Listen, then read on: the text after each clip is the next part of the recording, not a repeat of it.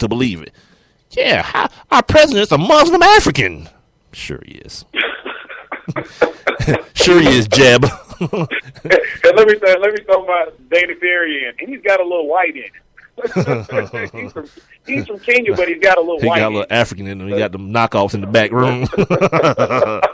Oh, Luol, dang. Luol was like, yeah, he's right. What everybody mad about? He's absolutely right. Nah, Luol didn't say that.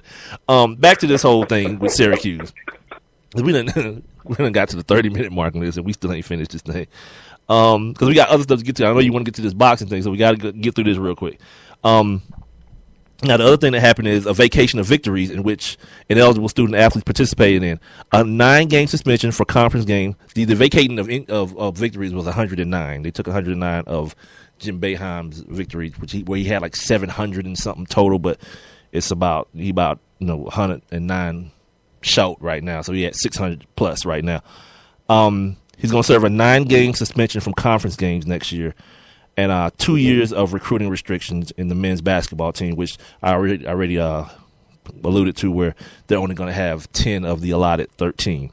Some of the things that he's been accused of: the head basketball coach assigned 2 staff members, a former assistant men's basketball coach and the director of basketball operations, to serve as staff liaisons to the compliance office. In his response, the head coach indicated that he encouraged his staff to reach out to compliance on smaller questions or issues, but required all major issues be reported to him.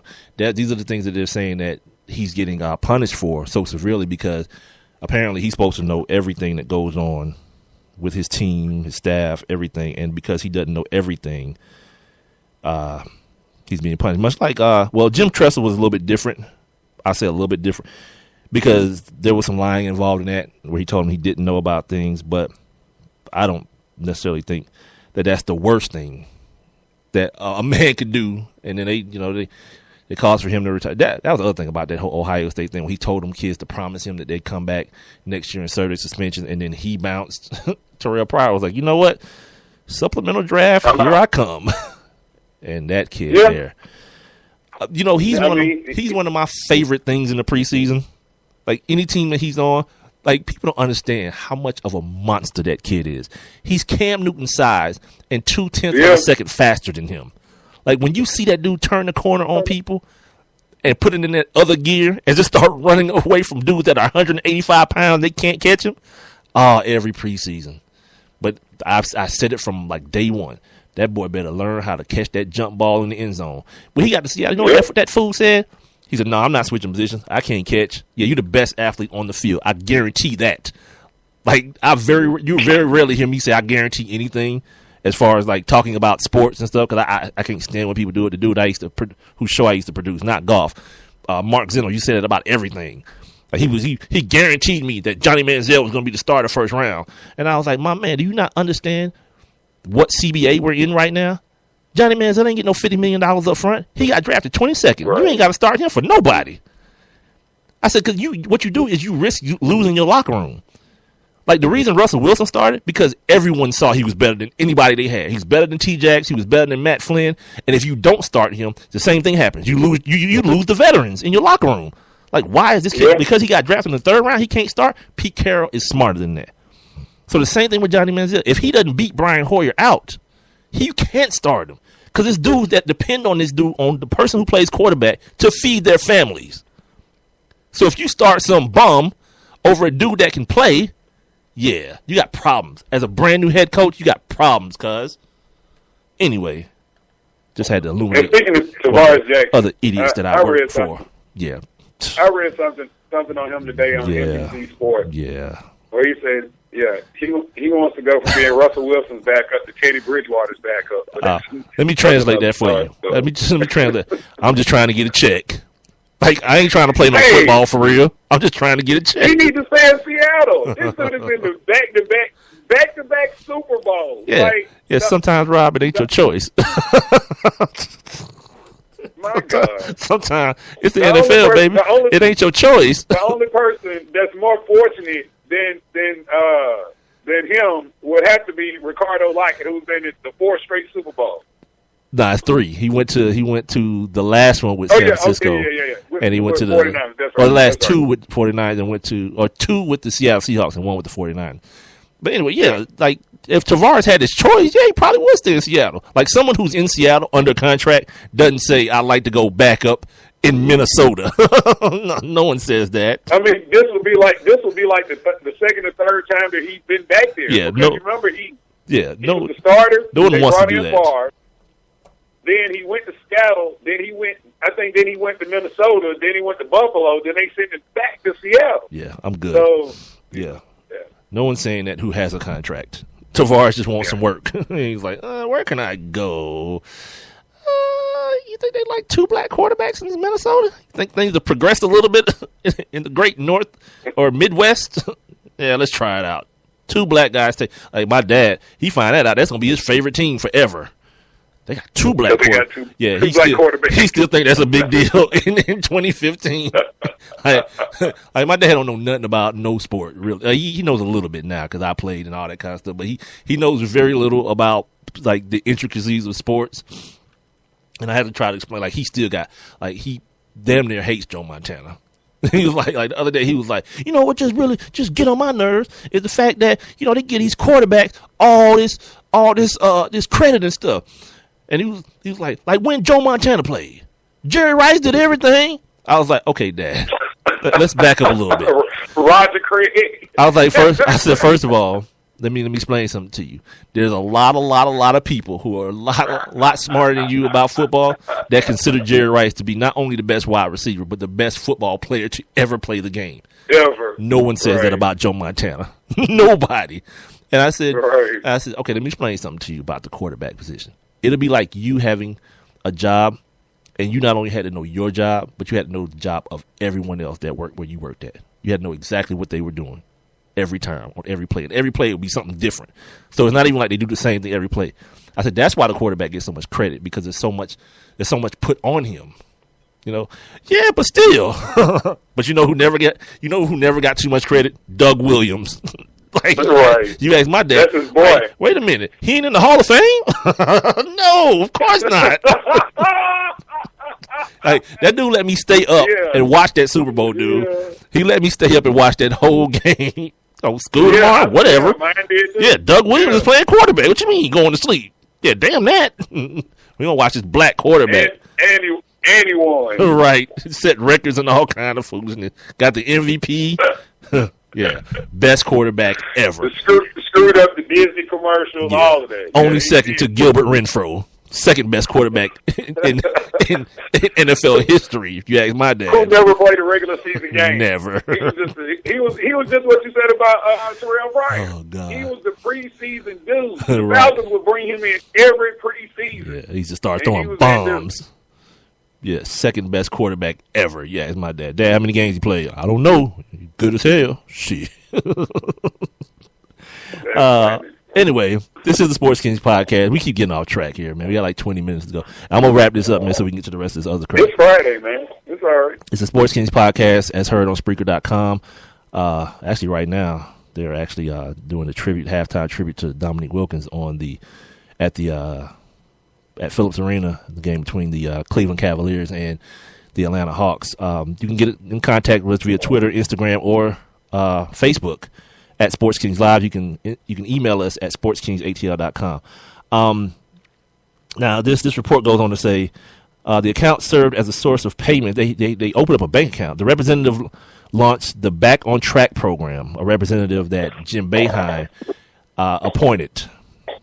He also opened and operated a checking account that he used to pay student athletes and athletic staff. So everybody was in on it. This is what's so great about this. Like, everybody was getting money, dude. Amazing.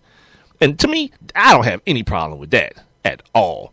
Now, the problem I do have with, and I'm not even going to read any more of this. If you want to read it, you can download it online. It's 94 pages. It's a pretty decent read. I only read like probably 15, 16 pages of it is what I got through before we logged in to do the show. But the problem I have with this type of stuff is the part where the kids aren't doing the work, where people are doing the schoolwork for them, because that's a part of the NCAA's whole rundown that we're trading you this education for the scholarship. Okay. All right. Because the next school that you're going to hear about this happening at is North Carolina, with that old African American Studies program that everyone took. And, like, everyone wanted to blame the kid. Like, yeah, why is he complaining now? Who cares why? He got a fake education. That's like how crazy was that? That's like me giving you $10,000 and you give me a fake car. Like, I'm purchasing a car for you and you give me a fake car. Like, the deal ain't done, B. If what the NCAA is selling to me is this education, it can't be a fake one then. It can't be. And somebody got to be responsible for that. As somebody that went to an HBCU. Oh, God, here we go. Right? We didn't have as many African-American study classes as they said those players would take. It was like, why should you? It was like, went to HBCU. Well, I'm just saying, like, for real, y'all got that many, like, 12 classes, like 12 classes. Like, that's a record. Yeah, and here's the other thing, too. Since we're on that, I think the whole HBCU notion, and I know it's not going to be popular, and some people are going to think I'm just saying this like I'm talking out of my butt and I'm trying to get reaction out of people, but I'm not. Because who was it that said, the president of Alcorn said this the other day, not the other day, a couple years ago while we were on CBS radio. He was like, he didn't want to be known as HBCU anymore. He just wanted to be known as a college and university. And I think he's right. That whole notion of the HBCU thing is antiquated. Because those schools, by a large part, aren't taken care of well. They're not. They're still selling themselves on the whole luxury of, this is what your heritage is and all that. Come on, man, it's 2015. We're in the information era. Like, the whole deal with, like, Black History Month, miss me with it. It needs to be done. Why we need Black History Month? We got the internet. Well, you're learning about Black history every day. The whole HBCU conversation, like, I mean, and seriously, I mean, because, I go hard for historical Black colleges, but, when you see schools like South Carolina State, in May, I don't know if you noticed. Are they losing their football team? No, not football team. In May, South Carolina State will shut the doors for 2 years. Oh, yeah. That's UAB that's losing their football team. Yeah, South Carolina shut it down. Right. Yeah, they're closing down for 2 years. Yeah, and that's a state-funded institution. Alma mater of Doug Stewart, of the Doug Stewart Show, also heard here on Spreaker.com. See how I'm cross-promoting? Because I'm that type of dude. You feel what I'm saying? I'm that type of dude. Love. Shouts out to Doug. His brother having a new baby. Well, they got another baby on the way. He's a boy. That dude was a boy factory. He's like Lonzo on training day. What he told Hoyt, he's like, yeah, man, you and your old lady ever want a boy, give me a call. Right. He's like Lonzo.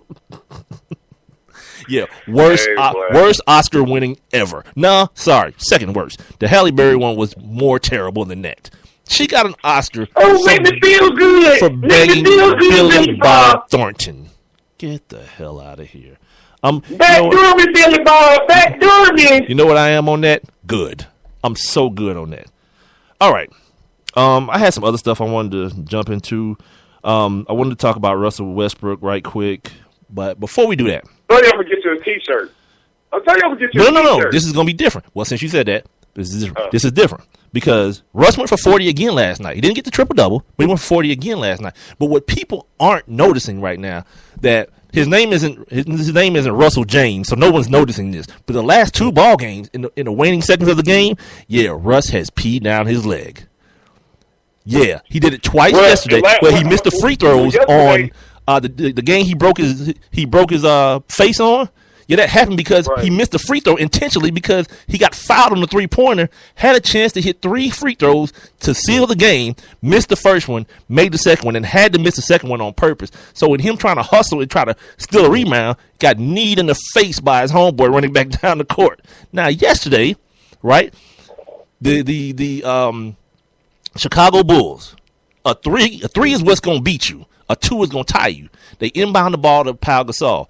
Who goes and gets caught in no man's land but Russ? He doesn't go all the way to double team, but he's not sticking to his man on the three-point line. And a young man named Etuan, if anybody has any questions, he is an African-American. He's an African-American young man. Yeah. In case the name didn't give it away, his name is E''Twan. Gets a wide-open three-pointer for them to take the lead. Okay, there's 2 point something seconds left. They inbound the ball to Russ. And not